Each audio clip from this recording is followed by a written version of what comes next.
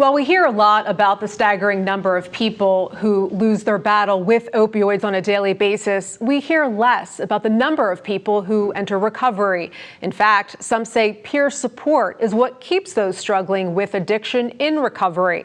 Let's find out more. So I started shooting heroin around 13. In 2001, I was introduced to Oxycontin. By 2002, I was doing heroin. I started taking pills, and before I knew it, I was addicted to them. My first experience with drugs altogether was a little prescription from my doctor. After a while, pills were just too expensive and too hard to come by, and then obviously heroin became the easier target for me to get. As soon as I experienced heroin, there was no turning back. That was my escape from the world.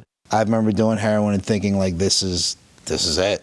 Like, I will never do anything else. This is all I want to ever do. That was it. Everything consisted of getting that drug. Risky behavior, jail, a lot of incarcerations. It affected everything. It affected my relationships with my family, my relationships with my peers. It started being a way of life. It was a lifestyle that I had created for myself.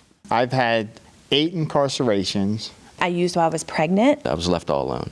I mean, really just started living at like an animalistic level. Overdosing became part of it. I counted 30. That was with Narcan. At one point, it was kind of like I wanted to die because it would have been easier on everybody, and including me.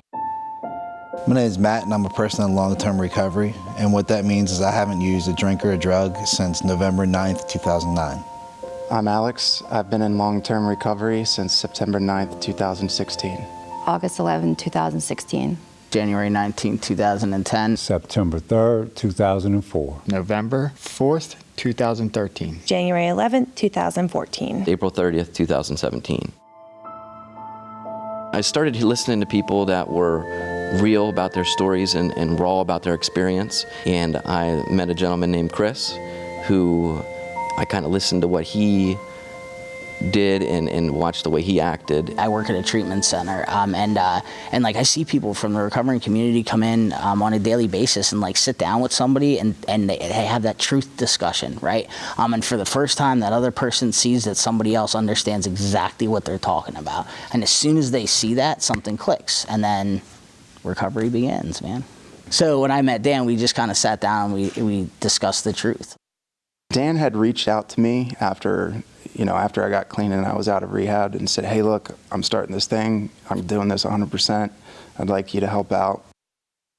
I met this guy, Cecil, and I mean, literally, this guy would come and pick me up every day from treatment at 5 o'clock, and he introduced me to recovery, showed me what it was about, introduced me to people that I'm still friends with today, and really just showed me that there was a life beyond getting high. You know, he says that I have a role in his recovery, but he has a role in my recovery as well. And I told him, I said, you know what?